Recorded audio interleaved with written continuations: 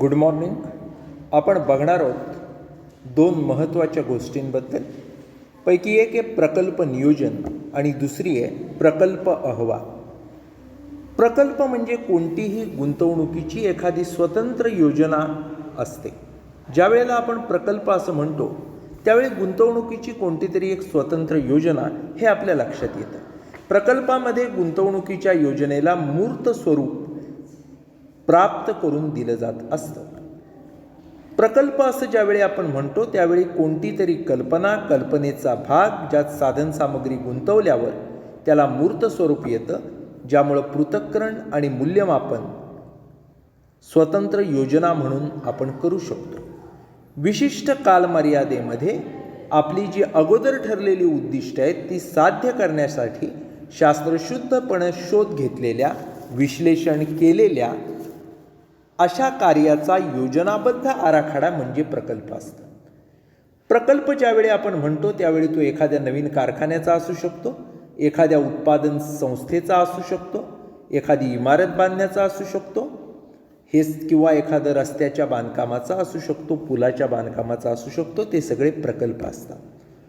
वर्तमान उद्योगामध्ये आज आपण बघितलं तर आधुनिकीकरण असेल, विस्तार असेल, याच्यासाठी प्रकल्प राबवले जातात. प्रकल्प म्हणजे नवीन कारखान्याची स्थापना करणं, सद्यस्थितीतील कारखान्याची पुनर्रचना करण्यासाठी गुंतवणूक करणं, हे प्रामुख्यानं इथं या टॉपिकपुरतं आपल्याला प्रकल्प म्हणून बघायचं आहे. प्रवर्तक हे गुंतवणूक योजना प्रकल्पामधून तयार करून त्यांची व्यवहार्यता पडताळून प्रत्यक्ष कार्यवाही किंवा अंमलबजावणी करत असतात. आता नक्की प्रकल्प नियोजन हा काय प्रकार असतो? तर प्रकल्प नियोजन ज्यावेळी आपण म्हणतो त्यावेळी प्रकल्प नियोजनामध्ये प्रकल्प कार्यवाहीची सविस्तर अशी एक योजना असते.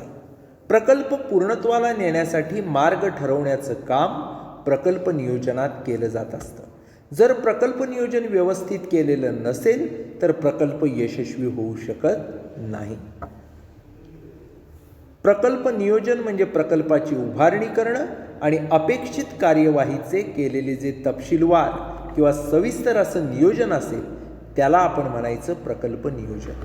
प्रकल्प नियोजन आपण करतो त्याचे काही फायदे आपल्याला मिळतात, ज्यामध्ये पहिला फायदा हा असतो की प्रकल्पासंबंधीची जी मूलभूत आकडेवारी असेल, माहिती असेल, ती मिळत असते, ज्याच्याद्वारे प्रकल्पात गुंतवणूक करावी की करू नये हे आपण ठरवू शकतो.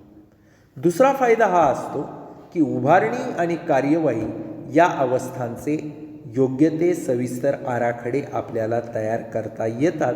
त्यामुळं प्रकल्प नियोजन करणं हे अत्यंत गरजेचं असतं. आता हे प्रकल्प नियोजन करत असताना त्याच्यात काही टप्पे, पायऱ्या, स्टेप्स असतात. कोणत्या असतात या पायऱ्या? तर व्यवसाय संधीचा शोध घेणं, प्रकल्पाची प्राथमिक तपासणी करणं, तांत्रिक आवश्यकता तपासणं, प्राथमिक व्यवहार्यतेचा अभ्यास करणं आणि प्रकल्प नियोजनाची अंतिम तयारी करणं. अशा पद्धतीच्या पायऱ्या याच्यामध्ये असतात. पहिली पायरी आपण बघूया प्रकल्प नियोजनामधली, व्यवसाय संधीचा शोध घेणं. प्रकल्प नियोजनामधली सगळ्यात पहिली पायरी म्हणजे व्यवसाय संधीचा शोध घेणं.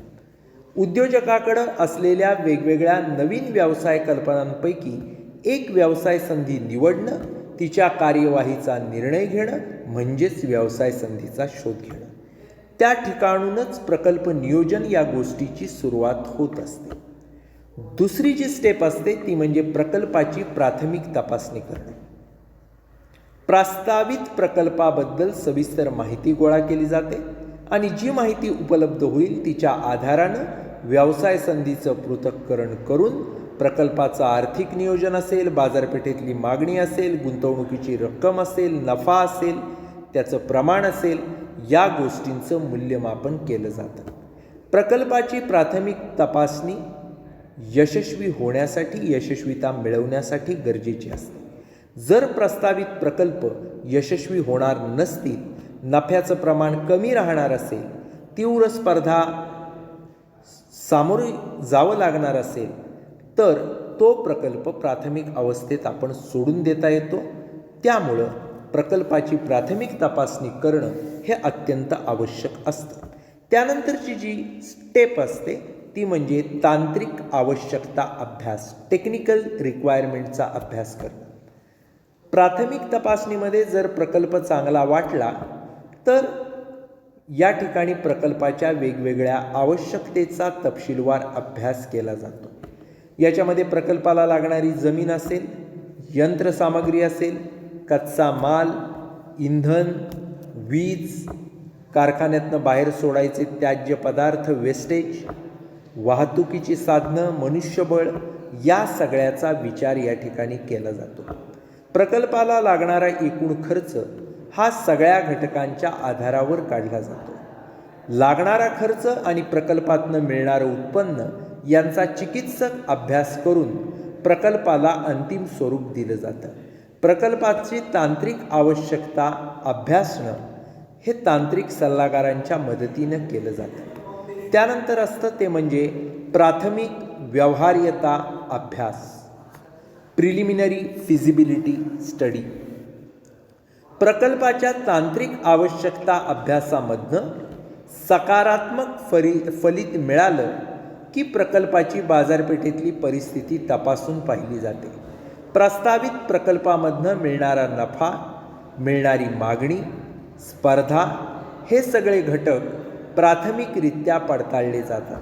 हा व्यवहार्यता अभ्यास तज्ज्ञांकडनं केल्या जाणाऱ्या सविस्तर व्यवहार्यता अभ्यासापेक्षा वेगळा असतो.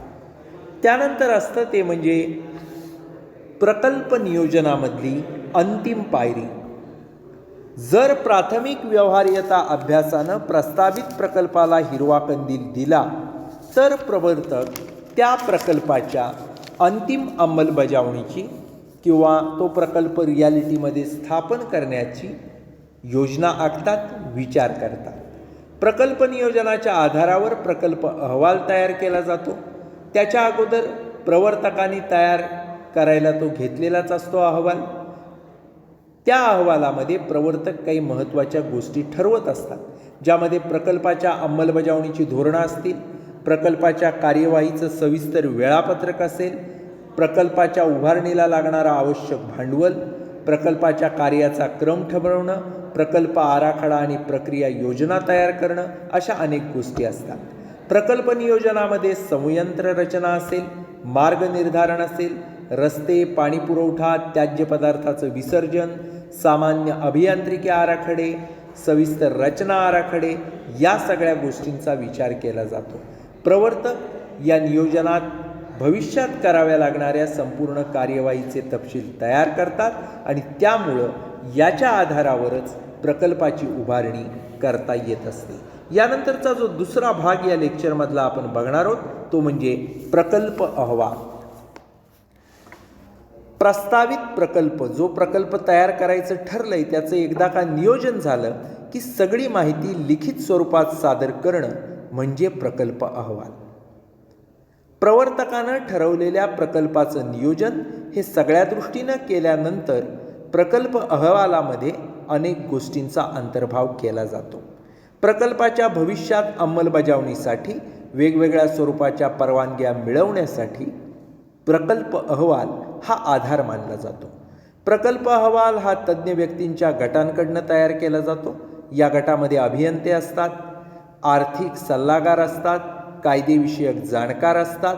प्रकल्पाची आर्थिक, वाणिज्यविषयक, विपणनविषयक, व्यवस्थापकीय बाजू तपासून त्यांचा उल्लेख हा प्रकल्प अहवालात करत असतात. प्रकल्प अहवाल हा स्पष्ट, सोप्या भाषेमध्ये संपूर्ण माहिती देणारा असा दस्तऐवज असतो.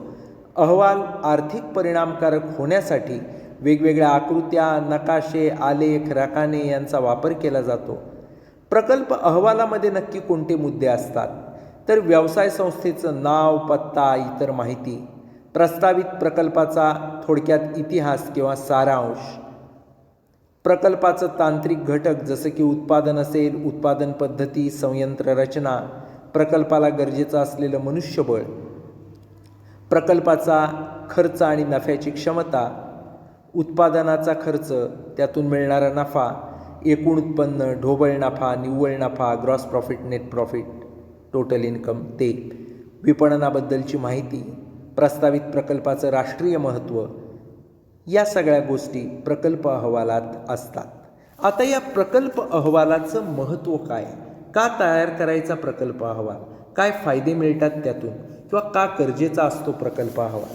तर पहिली गोष्ट म्हणजे व्यवहार्यता अभ्यासाचा आधार। प्रकल्प अहवाल एकदा का आपण तयार केला की त्या आधारावरच प्रकल्प व्यवहार्य आहे किंवा नाही, फिजिबल आहे किंवा नाही, प्रत्यक्षात आणणं योग्य ठरेल की नाही हे ठरवलं जातं। प्रकल्प नियोजनामधल्या सविस्तर बाबी लिखित स्वरूपामध्ये प्रकल्प अहवालात येतात। त्यामुळं व्यवहार्यता अभ्यासाची प्रक्रिया ही सोपी आणखी जलद होते। त्यानंतर दुसरं असतं ते म्हणजे प्रकल्पाची माहिती देणारा दस्तऐवज। प्रकल्प अहवाल हा सविस्तर माहिती देणारा दस्तऐवज असतो। वेळोवेळी सरकारी खात्यामधनं संबंधित व्यक्तींच्या प्रस्तावित प्रकल्पांची माहिती देणं गरजेचं असतं। अशा वेळेला प्रकल्प अहवाल जलद गतीनं माहिती दस्तऐवज पुरवत असतो। त्यानंतर असतं ते म्हणजे बँकेकडनं कर्ज मिळवायला मदत। आपल्या प्रकल्पाकरता बँकेकडनं अर्थसहाय्य, पैसा हवा असेल तर प्रकल्प अहवाल हा बँक अधिकाऱ्यांच्या प्रकल्पाची माहिती मिळवण्यासाठी गरजेचा असतो। सगळ्या बाबी या प्रकल्प अहवालामध्ये समाविष्ट केलेल्या असतात। आजकाल सगळ्या बँका घ्या, सल्लागार संस्था घ्या, वित्तीय संस्था घ्या, कोणीही कर्ज पुरवण्यापूर्वी, पैसे देण्यापूर्वी प्रकल्प अहवालाची मागणी करत असतात। त्यानंतर असतं ते म्हणजे शासनाकडून परवानगी मिळवायला मदत। प्रस्तावित प्रकल्पाची सविस्तर माहिती, प्रकल्पाचं राष्ट्रीय महत्त्व, रोजगार निर्मितीमध्ये किती हातभार लागेल, प्रकल्पाची व्यवहार्यता काय आहे, नफा मिळवण्याची क्षमता किती आहे, या सगळ्याची स्पष्ट माहिती ही प्रकल्प अहवालात असते। त्या आधारावरच सरकारी अधिकारी प्रकल्पाला परवानगी घेतात, त्यांना प्रकल्पाचं महत्त्व समजतं। त्यामुळं तत्परतेनं पटकन जर आपल्याला शासकीय परवानगी मिळवायची असेल तर त्या ठिकाणी प्रकल्प अहवाल सादर करणं हे गरजेचं असतं। त्यानंतर असतं ते म्हणजे प्रस्तावित प्रकल्पात बदल करणं शक्य। बदलत्या परिस्थितीमध्ये काही कारणांनी प्रकल्पात बदल करणं हे गरजेचं ठरलं तर प्रकल्प अहवालाच्या आधारानं असे बदल करता येतात। प्रकल्पाची व्यवहार्यता मूल्यमापन हे करत असताना असे बदल गरजेचे असतात। त्यावेळेला प्रकल्प अहवाल आपल्यापाशी असणं हे गरजेचं असतं। त्यानंतर असतं ते म्हणजे प्रकल्पावरील नियंत्रक। आता प्रकल्पावरील नियंत्रक म्हणजे काय, तर प्रकल्प अहवालामध्ये प्रकल्पाच्या अनेक बाजूंची माहिती असते, ज्यामध्ये तांत्रिक बाबी असतात, आर्थिक बाबी असतात, विपणनाबद्दलच्या गोष्टी असतात, व्यवस्थापन विषयक गोष्टी असतात। या सगळ्या बाजूंचा समावेश प्रकल्पामध्ये असतो। त्यामुळं एक प्रकारचं नियंत्रण हे प्रकल्प अहवालाद्वारे ठेवलं जातं। प्रकल्पामध्ये होणारी गुंतवणूक, खरेदी करायची यंत्रसामग्री, नफ्याचं प्रमाण, या सगळ्या गोष्टींची पडताळणी प्रकल्प अहवालावरून करता येते। यालाच प्रकल्प नियंत्रण किंवा प्रकल्प नियंत्रक असं म्हटलं जातं। त्यामुळं प्रकल्पाचं नियंत्रण करण्याचं काम हे त्या ठिकाणी प्रकल्प अहवाल, प्रोजेक्ट रिपोर्ट करत असतो। त्यानंतर सगळ्यात शेवटचा फायदा असतो तो म्हणजे प्रकल्प गुंतवणूक निर्णय। प्रकल्प अहवालाच्या आधारावरच प्रकर्ता आपल्या प्रकल्पामध्ये किती गुंतवणूक करायची किंवा नाही करायची याचा निर्णय घेत असतात। त्यामुळं प्रकल्प अहवाल सगळ्याच बाबतीत प्रवर्तकांना मार्गदर्शन करण्याचं काम करतो।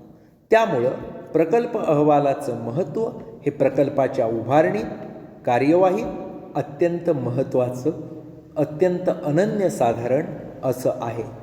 या लेक्चरमधनं आपण माहिती घेतली की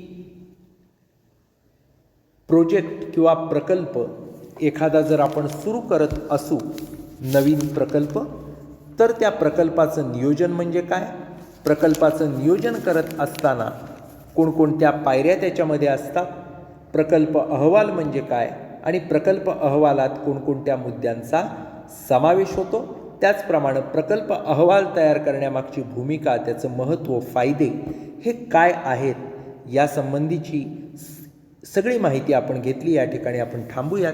धन्यवाद.